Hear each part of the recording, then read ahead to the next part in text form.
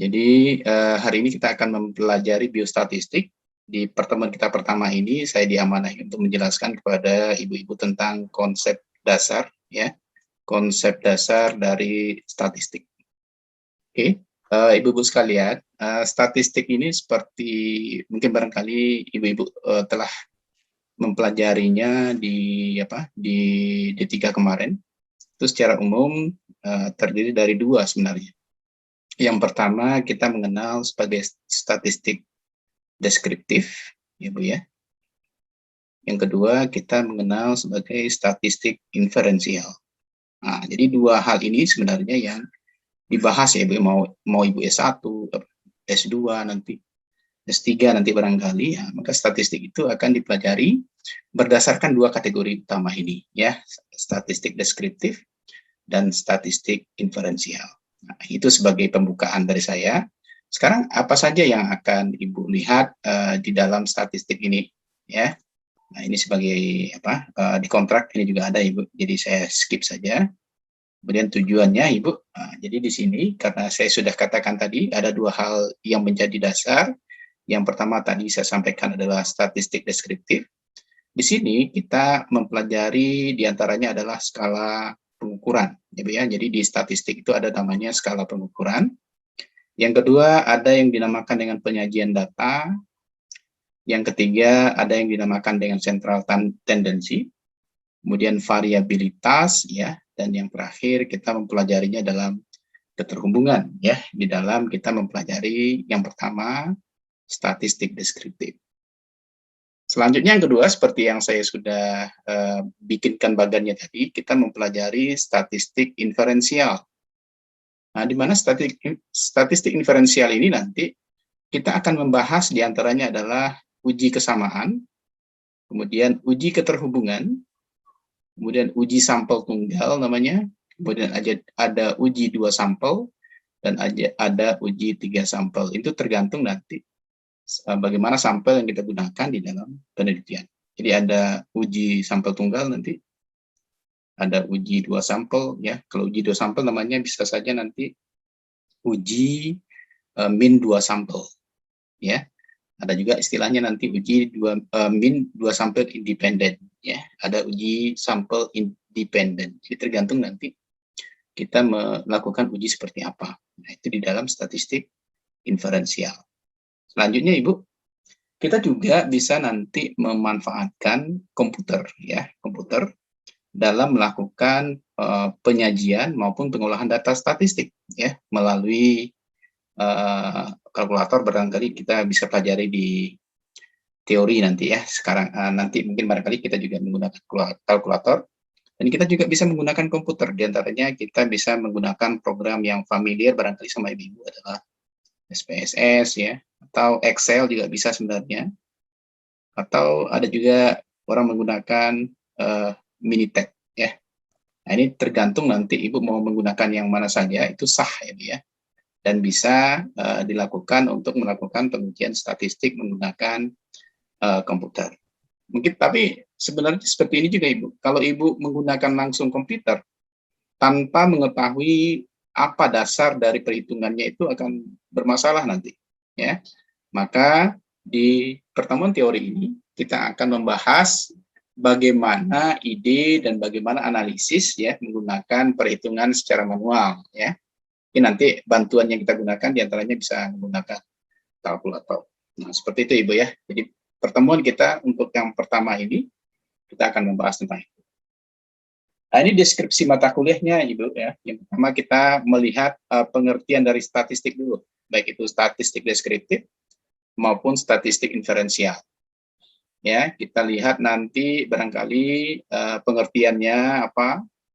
Di pengertian itu nanti kita akan lihat terminologinya seperti apa, definisinya bagaimana, fungsinya untuk apa, kemudian pembagian statistik itu bagaimana, ya, baik itu di inferensial maupun di deskriptif. Kemudian nanti juga akan kita lihat bagaimana peristilahan umumnya, ya. Yang kedua, yang kita akan bahas nanti data statistik itu apa saja pengertiannya, apa yang dimaksud dengan data statistik itu. Kemudian bagaimana bentuk nilai data itu, ya. Kemudian juga kita akan melihat bagaimana skala pengukuran yang kita gunakan di dalam statistik tersebut, ya. Yang ketiga, kita akan melakukan penyajian data. Penyajian data itu bisa saja dia berbentuk data berdistribusi frekuensi. Data berdistribusi frekuensi ini bisa kita kenal dengan data tunggal, atau data bergolongan, atau data berkelompok, Ibu ya. Nanti akan Ibu lihat bagaimana cara melakukan penyajian datanya. Kemudian di samping itu kita juga bisa menggunakan penyajian data berbentuk grafik.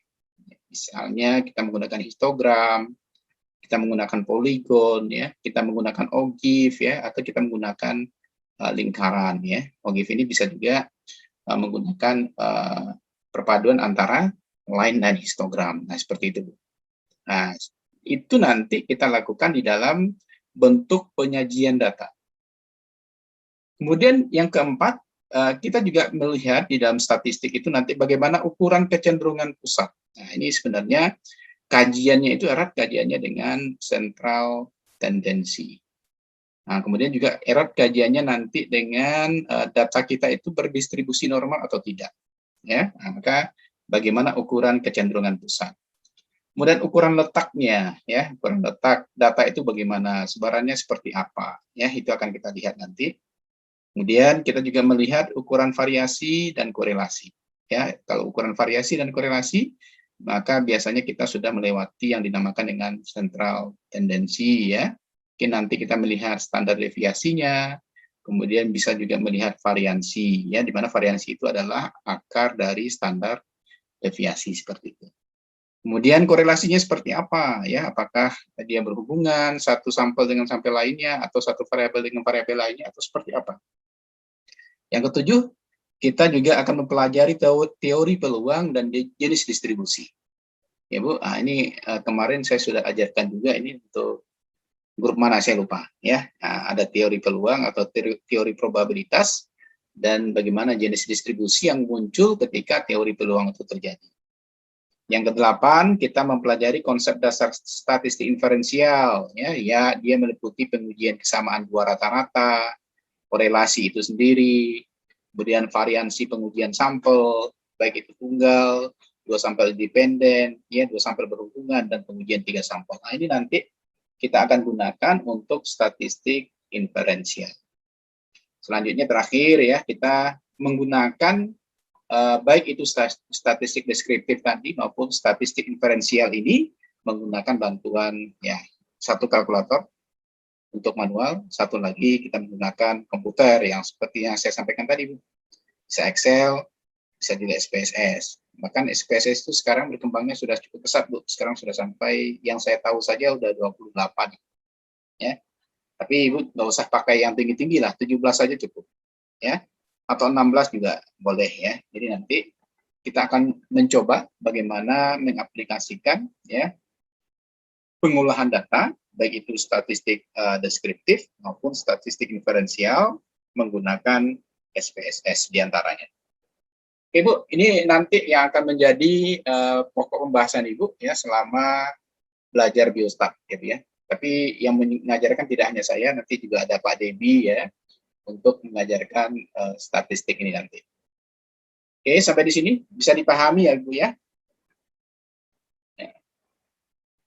Oke, ya. Oke, sip. Nah, inilah sebenarnya yang ada, ya, yang saya sampaikan tadi itu. Jadi statistik ini sebenarnya sudah banyak turunannya Ibu, ya, sudah banyak bagiannya, diantaranya nanti yang seperti yang saya sampaikan tadi skala ukuran yang pertama, ya. Yang kedua penyajian datanya nanti seperti apa. Yang ketiga setelah penyajian data didapatkan kita bisa melihat central tendensinya. Kemudian kita sudah bisa melakukan uji hipotesisnya, ya. Uji hipotesis yang seperti yang sudah saya sampaikan tadi. Kemudian variabilitasnya seperti apa, dan tentu kita juga bisa menganalisisnya menggunakan korelasi. Nah, ini nanti, ya, bagian-bagian yang ada di dalam statistik ini. Oke, itu sebagai penggambaran saja. Ini literatur yang bisa Ibu nanti baca-baca, ya. Atau kalau tidak pun nanti Ibu bisa juga nanti searching di internet, ya, ya. Itu akan lebih gampang sekarang. Banyak sumber-sumber tentang statistik ini, baik itu deskriptif maupun inferensial. Oke, kita mulai, Ibu, ya itu yang akan Ibu lihat nanti ya. Kita lihat materi yang kita bahas. Yang pertama itu tentang statistik, ya, Bu. Jadi statistik itu dia berasal dari bahasa Latin itu, status awalnya, ya. Dia bisa berarti suatu negara, tetapi dia juga bisa berarti suatu kegiatan pengumpulan data yang ada hubungannya dengan kenegaraan. Jadi dulu statistik itu digunakan untuk mengatur negara, ya. Awalnya untuk mengatur negara. Artinya untuk mengatur yang makroskopik saja dia bisa, ya, apalagi mengatur yang mikroskopik, ya. Kalau makro itu besar, ya, luas kayak negara gitu, maka tentu dia juga bisa mengatur yang kecil-kecil, ya, yang kita kenal dengan mikroskopik.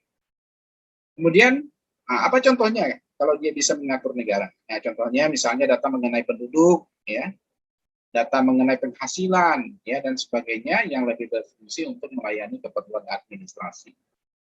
Jadi sebenarnya dari dulu orang sudah memanfaatkan statistik tanpa disadari, ya. Contoh saja data demografi atau ibu ya untuk mencari data apa ya yang ada berkaitan dengan program itu secara tidak langsung sudah menggunakan statistik. Di antaranya mungkin ibu tanpa disadari melakukan penjumlahan, ya. Nah, penjumlahan itu sebenarnya adalah dasar dari statistik ya Bu ya, yang kita kenal nanti frekuensi. Tanpa Ibu sadari, Ibu mencari persentase, ya. Nah, itu adalah di statistik dikenal dengan frekuensi relatif, ya, tanpa Ibu sadari itu. Kemudian Ibu juga barangkali menggunakan penjumlahan untuk setiap frekuensi, ya, yang biasanya kita simbolkan dengan F, ya. Maka ini adalah frekuensi kumulatif, ya. Ibu jumlahkan masing-masing nilai frekuensi, nah, maka itu sebenarnya sudah merupakan frekuensi kumulatif. Tanpa kita sadari, kita sudah menggunakan statistik itu. Oke. Oke, yang bagian-bagian ini informasi yang bersifat hafalan, saya skip saja Ibu ya, nanti barangkali Ibu bisa membaca ya. Jadi istilahnya dari bahasa apa, itu ada di sini. Silakan nanti dibaca. Kemudian yang terpenting itu saya ingatkan ke Ibu sekalian bahwasanya SPSS itu singkatannya ini, Statistical Program for Social Science. Sesungguhnya awalnya dari sini Bu. Kenapa? Karena dia bersifat demografi. Jadi kalau dulu Bu, ketelitian SPSS ini kurang ya, tapi sekarang dengan perkembangan zaman karena SPSS tidak lagi hanya digunakan oleh orang sosial saja, tetapi juga oleh orang sains atau orang kesehatan seperti kita, maka SPSS itu sekarang menjadi Statistical Product and Service Solution.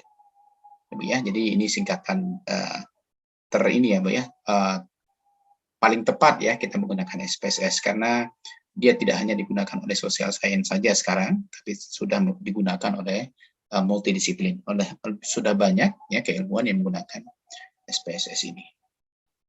Oke, nah, kita lanjutkan dengan definisi ini Bu, ini penting ya. Statistik ya, setelah kita tahu asal katanya, statistik itu adalah untuk menunjuk kepada pencatatan angka-angka dari suatu kejadian atau kasus tertentu. Nah, ini statistik itu. Jadi ingat ya, angka-angka ini biasanya di dalam statistik kita mengenalnya dengan istilah kuantitatif, Ibu ya. Nah, kuantitatif ini adalah yang bersifat angka-angka. Lawannya biasanya dia dinamakan dengan kualitatif. Apa itu kira-kira Ibu? Kualitatif. Bu Riza, apa itu kualitatif Bu Riza?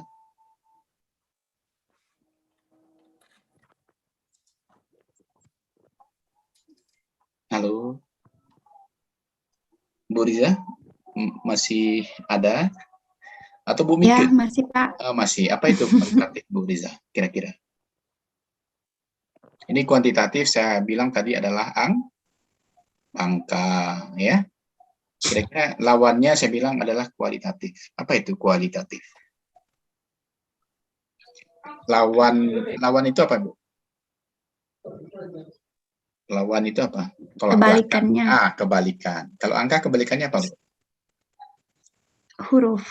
Huruf. Wah, Huruf, benar Pak. ya. Jadi kualitatif itu adalah bersifat huruf ya. Nah, jadi kalau kita melakukan pencatatan menggunakan angka-angka itu dinamakan dengan kuantitatif ya, untuk kasus atau keadaan tertentu.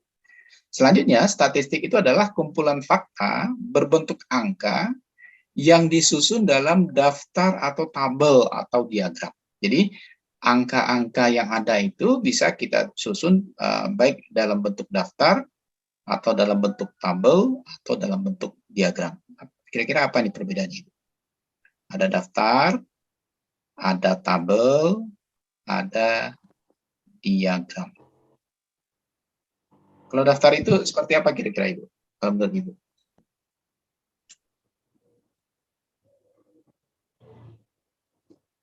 Kalau saya bikin di sini misalnya daftar pertanyaan misalnya, ya. Nah, ini hasil akhirnya apa Ibu?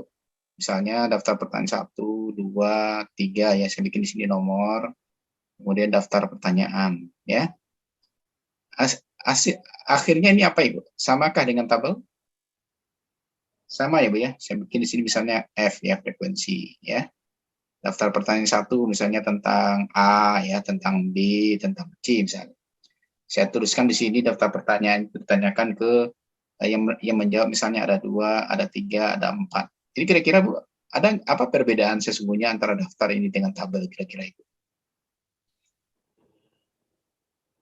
Ibu pernah mendengar istilah daftar tilik Ibu? Atau Ibu melakukannya gitu ya?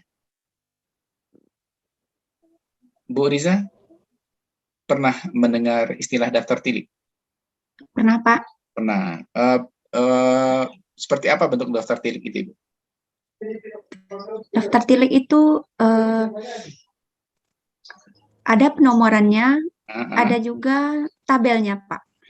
Berarti daftar dengan tabel itu kira-kira apa perbedaannya?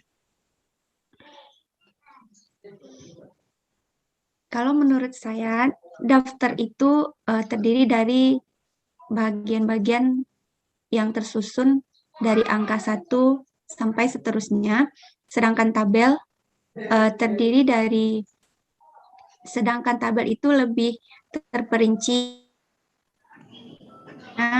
mana kriterianya dan apa hasilnya gitu Pak. Oke, berarti kalau Ibu simpulkan tabel lebih spesifik ya, sementara daftar tilik dia hanya berbentuk daftar yang memiliki nomor urut seperti itu, ya. Tetapi Ya, kalau bentuk bentuk tampilannya mirip ya, iya nggak? Bisa Bisa berbeda? Beda. Beda. Ayo, bedanya seperti apa? Ayo. Kalau diagram lebih ke lingkaran, ada diagram Bukan. batang, Ini ada daftar dengan tabel. Daftar dengan tabel. Kalau diagram itu pasti berbeda karena dia berbentuk grafik, ya. Coba daftar dengan tabel. Ini sering menjadi masalah ya, karena sebenarnya daftar itu juga bentuknya seperti tabel, ya. Tetapi sebenarnya dia berbeda, ya. Dia berbeda. Sekarang perbedaannya itu apa? Makanya saya contohkan tadi daftar tilik, ya. Bu Risa sebenarnya sudah hampir ini ya, sudah hampir benar ya. Jadi tabel itu memang lebih spesifik, ya dia berisi tidak hanya nomor, ya ada keterangan, kemudian juga ada frekuensi, ada juga mungkin frekuensi relatif ya, kemudian ada frekuensi kumulatif, ya itu berbentuk tabel, ya sehingga informasi di sana adalah informasi yang lengkap. Sementara diagram sebenarnya dia berbentuk tabel juga, ya, tapi ada juga yang tidak berbentuk tabel. Tapi diagram yang baik sebenarnya memang disatukan juga dalam bentuk tabel, tetapi informasinya hanya informasi sedikit ya terhadap apa yang mau dilihat ya. Ibu pernah kan melihat daftar tilik itu? Itu di program apa itu Bu? Daftar tilik. Kalau Bu Riza pernah lihat? Di mata kuliah KDPK dulu waktu D3 Ya, Pak. itu di checklist kan biasanya? Iya Pak. Ya itu bedanya ya. Jadi kalau daftar tilik itu informasinya hanya informasi apa ya? Informasi umum ya yang ada yang ingin diketahui ya. Dia hanya bersifat checklist atau apa nanti ya, tergantung. Kalau diagram sudah pasti berbeda ya, karena diagram itu ada berbentuk diagram batang ya, ada berbentuk diagram garis ya, ada berbentuk histogram dan lain sebagainya. Nah, ini nanti yang akan dijadikan sebagai alat untuk melakukan pengumpulan fakta, ya, pengumpulan fakta di lapangan. Oke ya, oke, terima kasih diskusinya. Ya, itu ya. Kemudian ini barangkali nanti Bapak Ibu silahkan baca ya bagaimana statistik menurut bahasa Inggrisnya, kemudian apa hubungannya antara pengetahuan dengan statistik itu ya, silakan dibaca. Oke, saya skip saja ya bagian-bagian yang kira-kira Ibu bisa baca. Nah, ini yang mungkin barangkali yang saya ingin perlihatkan kepada Bapak Ibu ya. Statistik itu diartikan sebagai alat pengolah data dan data angka ya. Dia spesifik hanya ke data yang bersifat angka. Kalau huruf ya tidak bisa dianalisis dengan statistik. Sedangkan statistik ini adalah cabang ilmu yang mengamati dan atau mengembangkan cara-cara mengolah data angka ya. Jadi bagaimana caranya ya, kalau dia statistik deskriptif bagaimana caranya nanti kita pelajari ya. Jadi statistik ini adalah produk dari kerja statistika ya. Statistika ini orangnya, atau statistika adalah penghasil statistik. Ya, jadi kalau Bapak Ibu sudah bekerja menggunakan statistik nanti, maka Ibu dinamakan dengan statistikawan namanya ya, orang yang melakukan pekerjaan sebagai pengolah data bersifat angka ya. Kemudian statistik ini adalah data berupa angka hasil pencatatan atas suatu kejadian yang menerangkan sesuatu. Jadi data itu nanti, makanya benar yang Bu Riza sampaikan tadi, statistik ini datanya pasti dibuat dalam bentuk tabel yang komplit, sehingga dia bisa menerangkan sesuatu. Ketika dibikin saja dalam bentuk tabel, maka kita sebagai orang awam yang tidak ikut terlibat di dalam pengumpulan data itu bisa membaca dan bisa memahami tanpa ada kata-kata di bawahnya. Ya kan Ibu pernah lihat tabel utuh, kemudian kita langsung bisa memahami. Kenapa? Karena informasinya lengkap. Saya contohkan ini, misalnya di sini Ibu dapatkan data tentang penyakit, ya. Ada penyakit A, ada penyakit B, ada penyakit C. Di sini ada F, ada 5, ada 8, ada 13. Kemudian di sini ada persentase misalnya. Di sini saya anggap saja ini ada 20% ya. Ini ada 40% ya. Nah, ini ada 60%. Ini misal Ibu ya, walaupun persentasenya salah nanti. Ada data Ibu dapat tabel seperti ini. Apa yang Ibu dapat tafsirkan dari tabel ini? Nah, ini Ibu, kata-katanya di bawah nggak ada ini. Kata-kata di bawahnya nggak ada. Coba apa yang Ibu bisa tafsirkan dari tabel ini? Coba Ibu Mika. Ibu Mika. Atau Bu Roza, Bu Roza. Bu Roza, dari tabel ini apa yang Ibu bisa tafsirkan?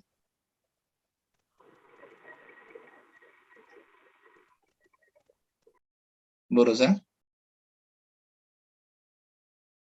Ini saya dapatkan tabel ini. Tabel itu misalnya dikirim siapa gitu. Apa yang Ibu bisa simpulkan dari tabel ini? Ini F ya, F ini frekuensi ya. F-nya F kecil harusnya ya. Bu Roza, bisa bantu saya? Atau Bu Yeliza? Bu Yeliza, bisa bantu saya, Bu? Ibu dapat tabel seperti ini ya. Ada penyakit A, ada penyakit B, ada penyakit C ya. Ini frekuensinya ada 5, 8, 13. Ini persentasenya ada 20%, 40%, ada 60%. Kira-kira apa kesimpulan yang Ibu dapatkan dari tabel ini? Bu Yeliza.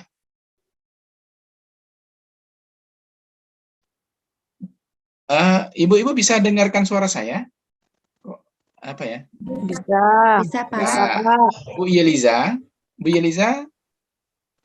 apa yang Ibu bisa ini simpulkan dari tabel ini kira-kira?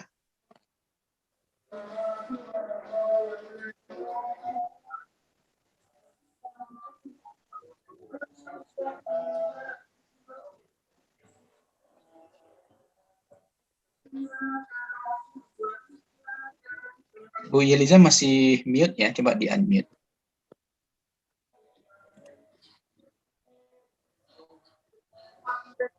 Ya, Pak. Ya, kira-kira apa Bu yang bisa apa yang bisa Ibu simpulkan dari tabel ini?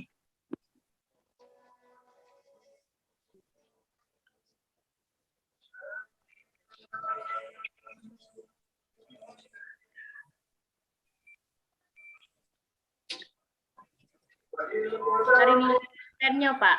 Dari nilai apanya, Bu? Persennya. Dari nilai persennya, Pak. Ya, gimana? Ya, dari nilai persennya bagaimana? Kan jumlah penyakit yang A kan frekuensinya kan 20%. Ya, Jadi kurang gitu, Pak. kurang ya, Bu ya. Kesimpulannya apa, Bu? Kan maksimalnya kan harus mendapatkan jumlah 100%. Sedangkan yang A mendapat 20%, Pak. Jadi kesimpulannya apa, Ibu? Kurang, Pak. Kurang. Ada pendapat lain, Ibu Rosa? Coba, Bu Rosa. Ini coba melihatnya tabelnya utuh ya, Bu ya. Seluruh tabelnya dilihat. Kemudian coba Ibu simpulkan. Apa yang dapat Ibu simpulkan? Jadi nggak usah lihat satu-satu.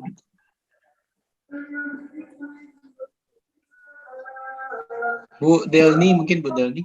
Bu Delni, bisa dengar suara saya? Bisa, Pak. Ya, coba kira-kira dari tabel ini Bu Delni apa yang bisa Ibu simpulkan? Tunggu, Pak. Okay.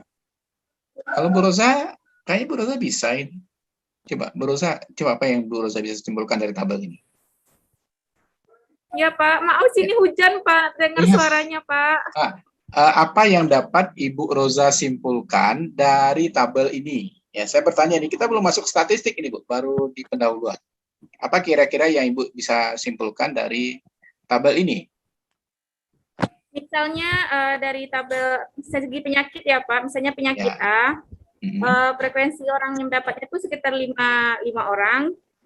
Nanti berapa persen dari 5 orang itu yang terkena penyakit A dipresentasikan 20%. Dan juga penyakit B, misalnya jumlahnya 8 orang, berapa persentase dari penyakit B itu misalnya 40%. Ya. Terus? Lanjut, Bu. Selanjutnya misalnya penyakit C, yang penyakit C ada 13 orang, persentasenya ada 60%. Nah, kesimpulan Ibu apa?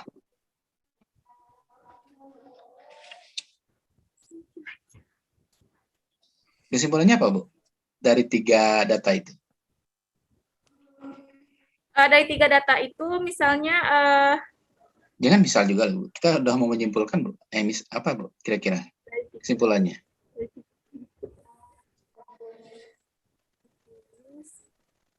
Apa kesimpulan Ibu?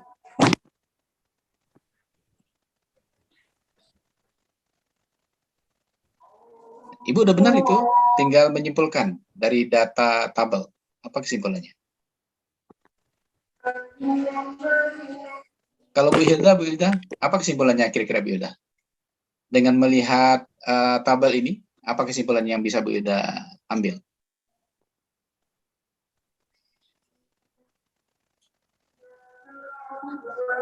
Apa kesimpulan yang bisa Bu Hilda ambil dengan melihat tabel ini? Apa penyakit presentasinya Pak? Ya. Penyakit presentasinya penyakit C lebih tinggi. Prestasinya penyakit C lebih tinggi daripada prestasi penyakit A dan B. Iya, itu yang saya ingin dengarkan dari tadi. Kan bisa ya Bu ya, dengan kita melihat tabel ini saja, kita bisa mengambil kesimpulan bahwasanya penyakit C itu persentasenya lebih tinggi dibandingkan penyakit A maupun penyakit B. Ya kan Bu? Itu kan kesimpulan yang bisa kita ambil. Nah, itu yang saya katakan tadi bahwasanya statistik itu dia berupa angka hasil pencatatan atau suatu kejadian yang menerangkan sesuatu. Jadi dari tabel ini saja kita bisa menerangkan sesuatu di sini, Bu. Ternyata penyakit C ini mendominasi penyakit yang ada di suatu daerah misalnya. Dibandingkan dengan penyakit A maupun penyakit B. Nah, itu. Ketika kita membuat tabel seperti ini. Oke, Bu ya. Jadi Ibu belajar ya menganalisis ini ya sesuatu nanti seperti yang disampaikan oleh Ibu apa tadi? Saya lupa nanti. Ibunya udah hilang pula. Oke, pokoknya Ibu tadi ya. Ya, seperti Ibu tadi. Oke, mudah-mudahan paham Ibu ya. Oke, saya lanjutkan. Jadi di sini statistik itu adalah harga-harga dari hasil perhitungan sejumlah nilai ya biasanya itu kita mengenal ada mean. Mean ini adalah nilai rata-rata. Median ini adalah nilai tengah. Kemudian ada persen dan sebagainya, yang dapat memberi informasi yang berarti mengenai suatu persoalan. Jadi mean itu nanti akan menerangkan bahwasanya nilainya itu adalah nilai rata-ratanya. Median itu akan menerangkan nanti itu adalah nilai tengahnya. Persen itu nanti menghasilkan itu adalah perhitungan persentase terhadap frekuensi yang ada, atau terhadap populasi yang ada, atau terhadap sampel yang ada. Nah, ini nanti yang akan kita bahas di statistik deskriptif itu. Kemudian statistik merupakan ilmu pengetahuan yang berhubungan dengan cara-cara mengumpulkan, ya, mentabulasi, nanti akan kita pelajari, kemudian menggolong-golongkan, ya, ini golongan 1 misalnya, golongan 2 dan seterusnya. Kita menganalisis, ya, mencari keterangan yang berarti dari data yang berupa bilangan-bilangan atau angka sehingga dapat ditarik suatu kesimpulan atau keputusan tertentu. Jadi ingat Ibu, nanti ketika Ibu melakukan penelitian, ini mutlak ini Bu. Jadi kesimpulan yang Ibu ambil di dalam penelitian itu berawal dari statistik ini, ya. Penelitian berawal dari statistik ini, ya. Apapun statistik yang akan Ibu gunakan, baik itu deskriptif maupun inferensial. Oke ya Bu ya. Mudah-mudahan paham ini. Oke, saya bagian-bagian yang kira-kira Ibu bisa baca, saya tidak akan terangkan ya Bu ya. Nah, ini ciri-ciri statistik. Yang pertama ciri-cirinya, statistik bekerja dengan angka. Ini sering dari tadi kita sebut-sebut. Kemudian statistik itu bersifat objektif, ya, jadi tidak ada subjektif di sini. Nah, jadi dia analisis atau hasil itu nanti akan objektif, ya. Kenapa dia objektif? Dia menggunakan nanti CI namanya. CI itu adalah interval kepercayaan, ya, interval kepercayaan. Kita nanti di kesehatan menggunakan interval kepercayaan itu adalah 95%. Nah, ini objektif ini, Bu. Apa itu, Bu? Interval kepercayaan 95%. Interval kepercayaan 95% berarti bahwasanya kebenaran yang kita dapatkan di dalam penelitian atau pengolahan data statistik nanti, itu kebenarannya adalah 95%. Artinya nanti akan ada kesalahan sebesar 5%. Nah, kesalahan 5% ini yang di dalam penelitian kita namakan dengan alfa. Alfa itu adalah derajat kemaknaan. Apa itu derajat kemaknaan?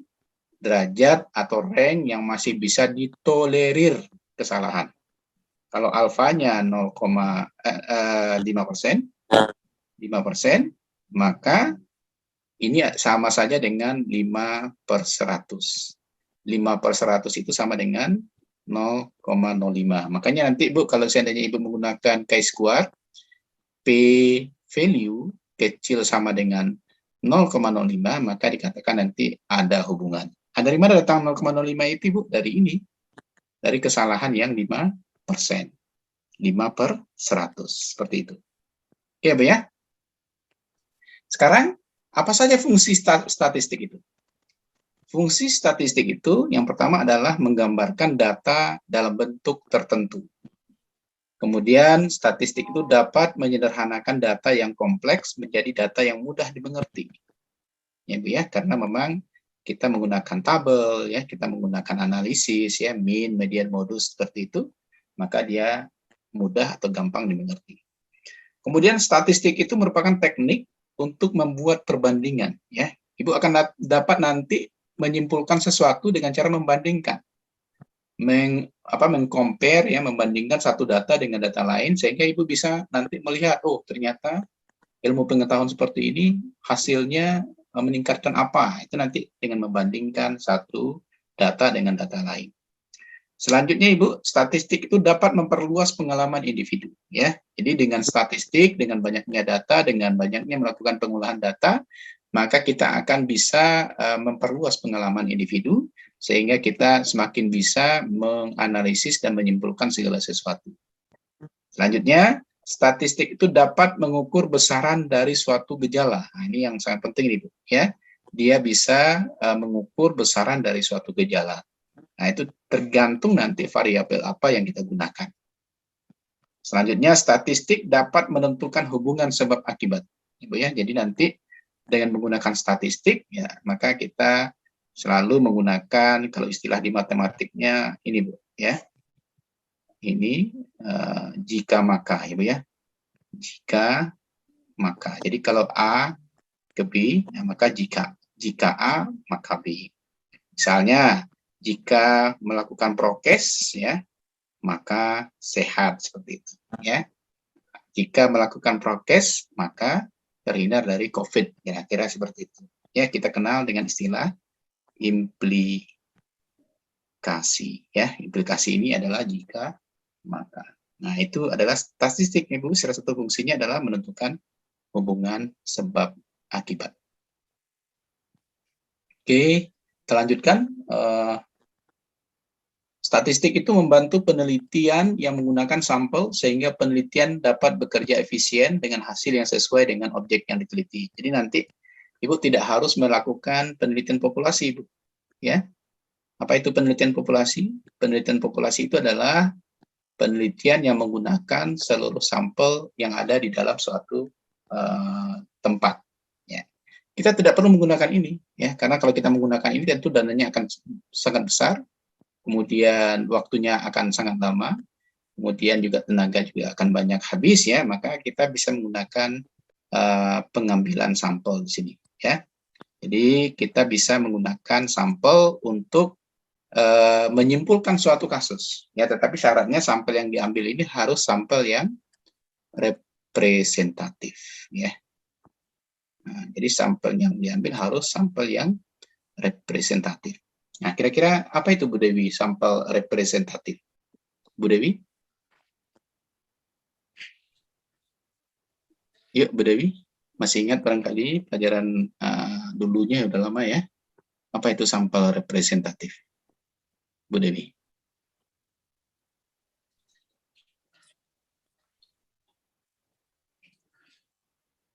Jadi ini kita bisa menggunakan sampel agar lebih efisien, ya. Sekarang kita menggunakan sampel ini. Syaratnya yang efisien itu harus sampel yang representatif.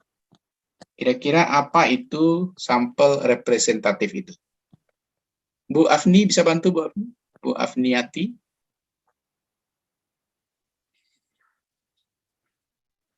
Bu Afni bisa bantu? Apa itu sampel yang representatif? Bu Afni bisa dengar saya, Bu Afni?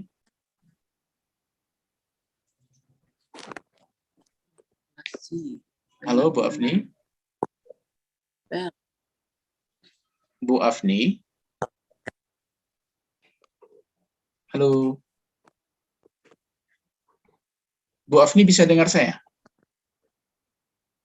Bu Afni berbunyi lah. Iya, mungkin barangkali nggak dengar, Bu, ya. Atau Bu Nindi bisa bantu saya. Apa itu sampel representatif? Data Kana ada Bu Yuli? Data Kana ada Pak. Bu Yuli yang bisa mewakili seluruh populasi, Pak. Itu dia. Siapa itu yang jawab? Suaranya ada tapi saya nggak lihat. Sampel yang mewakili seluruh populasi. Iya, benar. Siapa itu yang menjawab tadi? Bu Dewi.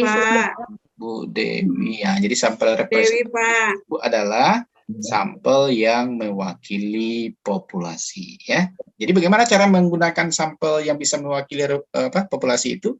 Maka kita menggunakan syarat-syarat pengambilan sampel. Nah, ini banyak Ibu, nanti kita akan pelajari, ya. Oke, benar Ibu ya. Kalau Bu Samsiar, D3-nya di mana Ibu? Di Poltekkes, Pak. Padang. Padang Yo. Ibu ya. Iya. Saya juga ngajar di sana mungkin, tapi mungkin bukan zaman Ibu ya. Zaman Ibu masih sama Pak ini ya. Saya sekarang ngajar di sana Ibu, di Poltekkes Padang. Oke Ibu, lanjut dulu. Ya, ya. Pak.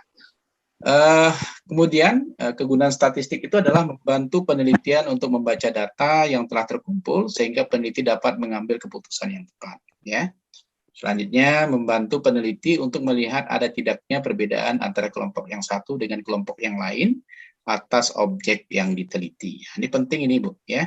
Jadi ketika Ibu dapat masing-masing kelompok di dalam suatu penelitian, maka sesungguhnya kita bisa membedakan apa yang terjadi di kelompok A, apa yang terjadi di kelompok B itu dengan menggunakan statistik ini.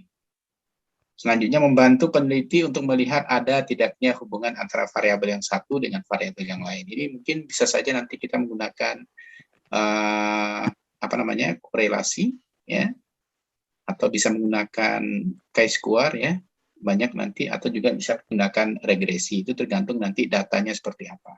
Karena data di dalam penelitian itu ada dua, Ibu. Ada data yang bersifat parametrik, ada juga data yang bersifat non-parametrik. Jadi dua-duanya ini harus diselesaikan dengan cara yang berbeda, ya, tidak boleh sama, ya. Nah, jadi tidak semua harus diselesaikan dengan chi-square, tergantung datanya nanti apakah data bersifat parametrik atau non parametrik. Itu di dalam statistik. Selanjutnya, membantu peneliti untuk melihat ada tidaknya hubungan antara variabel yang satu dengan variabel yang lain. Nah, ini dengan apa? Ya, bisa salah satunya kalau dia berbentuk parametrik atau non-parametrik menggunakan chi-square, ya. Nanti akan ada perhitungannya, baik itu secara manual, ya Bu, ya. Nanti Ibu akan pelajari, maupun nanti secara SPSS, ya. Oke, mudah-mudahan Ibu bisa ini ya, menggunakan komputer, ya. Bu Samsiar, aman ya komputer? Lancar ya? Tidak lancar, Pak. Udah 54 umur, Pak. Nggak lancar. Nggak lancar. Atau anaknya mungkin barangkali Ibu membantu di samping gitu ya. Karena Ibu tentu harus ya setidak-tidaknya bisa caranya. Kalau enggak nanti ya bagaimanalah caranya nanti ya, Bu ya. Ini berapa orang, Bu, yang seumuran sama Ibu di sini? Saya lihat masih muda-muda ini. Bu Samsiar, berapa tahun umurnya, Bu? 54? Udah 54 masuk 55, Pak. Wah, Mbak. Dinasnya di mana, Ibu? Puskesmas Tigo Baleh, Pak. Oh, udah oke sih Ibu ya. Enggak. Pindah dari Jambi, Pak. Dari Jambi sebelumnya, Ibu? Pindah grup grup Jambi pindah grup ke sini. kuliahnya. Iya. Grup kuliahnya baru masuk ini, Pak, baru bergabung dengan grup Sumbar, Pak. Iya. Oke. Ibu, kita lanjut dulu. Ini kita masih belum ini, Bu ya, masih belum menggunakan. Bu, kalau menggunakan kalkulator bisa kan, Bu? Bu Samsiar? Bisa. Bisa, Pak, bisa. Kalkulator HP bisa, Bu? Bisa. Mantap. Pakai cosinus log bisa kan, Bu? Ini harus saya tanyakan di awal karena nanti kita akan menggunakan itu. Oke, ya aman lah ya. Kemudian membantu peneliti dalam melakukan interpretasi atas data yang terkumpul, gitu ya. Nanti yang akan dilakukan, ya bisa skip saja, mudah-mudahan aman lah. Oke, kira-kira Ibu, ini adalah contoh data statistik. Saya menghasilkan perkuliahan lebih kurang. Ya, jadi kalau ada Ibu melihat nanti, ini cara membacanya adalah lebih kurang. Bisa lah Ibu ya, 250.000 per bulan. Ya. Jumlah tindak kriminal di Jawa Barat meningkat 10% dari tahun lalu. Nah, saya mau tes ini Bu ya. Kalau tahun lalu misalnya kejadiannya adalah 56 kasus, berapa kasus yang terjadi pada tahun ini? Ayo, Bu Samsiar, ya kita tes ini penggunaan kalkulator Ibu. Atau Ibu bisa langsung? Bagaimana menyelesaikannya? Tahun lalu itu 56 kasus, ya, 56 kasus kriminal. Sekarang meningkat 10%. Berapa kasus tahun ini? Nah, ini kita udah mulai. 60 kasus, Pak. Berapa, Ibu? 60 kasus. 60 kasus. Benar nggak, Ibu Devi? Devi? Bagaimana cara Bu Samsiar mencarinya? Naik 10%, Pak. Iya, ya, Bu, jangan di kepalanya, Bu. Coba Ibu tuangkan ke saya, ceritakan ke saya kenapa Ibu sampaikan itu adalah 60. Apakah 10 seperti per ini yang 100, ada? Itu. 0,6. 560 per 100 sama dengan 5,6 ya Bu ya. 5,6. Ya. 56 Ibu tambahkan dengan 5,6. Kenapa Ibu bilang 60 tadi? Harusnya berapa Ibu? Harusnya berapa Ibu? 61,6 atau 62 kasus. Nah, jadi yang benarnya berapa Ibu? 62 kasus. 62 kasus. Oke, begitu ya Bu ya. Oke, ini Iya. baru mulai. Ini baru data-data gampang. Sekarang ini Bu. Situasi krismon seperti saat ini mengakibatkan 30% anak-anak mengalami putus sekolah. Ya Bu ya. Kalau jumlah anaknya itu adalah 400 orang murid, berapa itu Bu yang putus sekolah? Coba Ibu Elni Sartika. Berapa itu? Kita sudah mulai ya melihat, ini persentase namanya. Ayo, berapa? Berapa Ibu? Ada yang bersuara itu? 120 Pak. Siapa itu? Bu Devi ya? Janganlah Bu Devi juga. Dewi, Nah, yang lain lah, yang lain. Yang muda-muda ini banyak ini, ayo. Yang muda-muda ini coba jawab deh. Masa Bu Devi juga jawab? Yang lain. Coba caranya Bu Devi. Oke lah, saya Bu Devi yang sudah bersuara ini bertanggung jawab. Bagaimana caranya Bu Devi?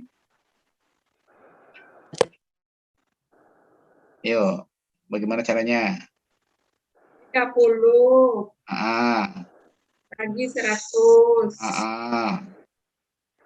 kali 400. Ini coret. Jadi sama dengan 120 orang. Ya Bu ya. Nah, ini gampang ya Bu ya. Bu Devi aja bisa ya Bu ya. Ambil ini masa nggak bisa? Bisa kalah sama Bu Devi ya. Oke Bu, sekarang ini. Mahasiswa yang baik akan membaca buku minimal 2 jam per hari. Berapa dia baca buku dalam sehari? Ayo, siapa yang bisa jawab? Dalam 1 hari, berapa dia baca buku? Ini sudah statistik. Ayo. Berapakah dalam 1 jam, dalam 1 hari itu? 24 jam. Ya, kalau dia baca buku minimal 2 jam per hari, berapa? 12? Siapa jawab itu? Siapa jawab itu, Bu? 12 kali. Siapa yang jawab itu ya? Ada suara, cuman saya nggak. Bu Nova ya, Bu Nova. Oke. Iya, Pak. Berapa Bu Nova? 12, Pak. 12 ya. Jadi dia baca 12 jam ya dalam 1 hari 1 malam. Apa? Karena 24 dibagi dengan 2 ya. Oke, sip. Nah, itu baru awal ya Bu ya. Sekarang kita coba mulai melihat ya bagaimana sebenarnya yang dipelajari dalam statistik ini. Jadi statistik ini membagi 2 Ibu. Yang pertama ada yang dinamakan dengan statistik teori. Ya, nanti mungkin barangkali kita akan coba mulai. Yang kedua kita mengenal ada yang dinamakan dengan statistik terapan. Ibu. Di antara duanya ini, itu yang bisa kita lakukan. Ketika kita menggunakan statistik teori, itu kita bisa menggunakan yang dikenal dengan deskriptif, yang bisa juga kita kenal dengan inferensial. Yang di inferensial ini kita mengenal nanti ada parametrik seperti yang disampaikan tadi, kemudian kita juga mengenal yang dinamakan dengan non-parametrik. Jadi sebenarnya Ibu, kedua-duanya ini itu ada deskriptif dan inferensial. Tetapi barangkali kalau terapan kan kita sudah menggunakan SPSS nanti Ibu, gampang. Yang perlu Ibu pelajari selama kita berteori ini adalah statistik teori ini. Ya, di mana kita juga akan melihat deskriptif dan inferensial yang menggunakan 2 metode ini. Ada yang parametrik dan ada non-parametrik. Oke, Ibu bagus fokus ke saya aja Bu, nyatanya nanti aja, karena ini nanti juga akan saya kirim ke grup Ibu. Ya, jadi coba Ibu lihat ya, bagaimana kalau saya minta tolong nanti untuk menyelesaikan, Ibu bisa langsung membantu ya. Nah, ini statistik teoritis ya. Jika ingin membahas statistik secara mendalam dan teoritis, maka yang dipelajari adalah statistik teoritis atau matematis itu ya. Jadi lebih ke matematis sebenarnya ya kalau kita sudah melihat statistik secara teoritis. Apa yang diperlukan? Di sini kita memerlukan dasar matematik yang kuat dan mendalam. Nah, tapi nggak harus mendalam Ibu ya. Jadi saya akan ajarkan pelan-pelan, jadi biar jangan terlalu sulit bagi Ibu.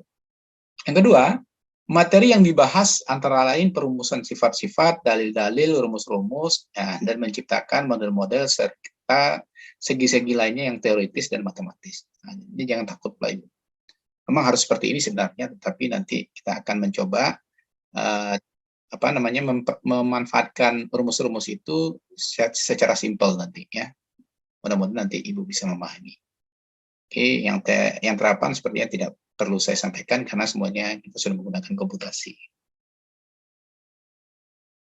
Oke, saya banyak yang di-skip ini, Bu. Oke. Nah, ya, saya ingin menerangkan karena statistik tadi saya membagi atas 2 kategori ya, Bu. Yang pertama dinamakan dengan statistik parametrik. Ya, apa itu statistik parametrik? Yaitu statistik inferensial yang mempertimbangkan nilai dari satu parameter populasi atau lebih dan umumnya membutuhkan data yang skala pengukurannya minimal adalah interval. Jadi nanti Ibu akan mendapatkan ada beberapa kategori data itu. Yang pertama datanya bersifat ada yang data ada interval ya diantaranya. Nah, tapi kalau untuk parametrik itu kita menggunakan data interval. Data interval itu seperti apa? Data yang dibentuk dari berbagai macam nilai awal dan nilai akhir ya. Biasanya nilai awal itu adalah nilai dimulainya suatu data. Saya contohkan 5 ke 9 misalnya. 5 ini adalah batas bawahnya, 9 ini adalah batas atasnya. Kemudian 10 ke 14 bisa. 10 ini adalah batas bawahnya, 14 adalah batas atasnya. Nah, itu dinamakan data seperti ini, dinamakan dengan data berbentuk interval. Apa contoh kasusnya? Misalnya umur pasien, gitu ya. Jadi, kalau dia sudah umur pasien ini, maka kita bisa menggunakan statistik parametrik, ya, yaitu statistik inferensial yang mempertimbangkan nilai dari satu parameter populasi atau lebih dan umumnya membutuhkan data yang skala pengukurannya minimal adalah interval. Ini data itu Ibu ada ordinal, ada nominal dulu Ibu ya, ada nominal, ada ordinal, ada interval, ada rasio, ya Bu ya. Jadi data itu seperti ini nanti. Ada nominal, di data paling rendah itu skala pengukurannya adalah nominal. Kemudian ordinal, interval, dan rasio. Jadi kalau kita menggunakan statistik parametrik itu minimal itu dia bersifat interval seperti ini. Ya, misalnya umur ya, itu yang sangat jelas sekali. Nah, itu bisa kita analisis menggunakan statistik parametrik. Sekarang parametrik itu apa? Parametrik itu adalah suatu ukuran tentang parameter.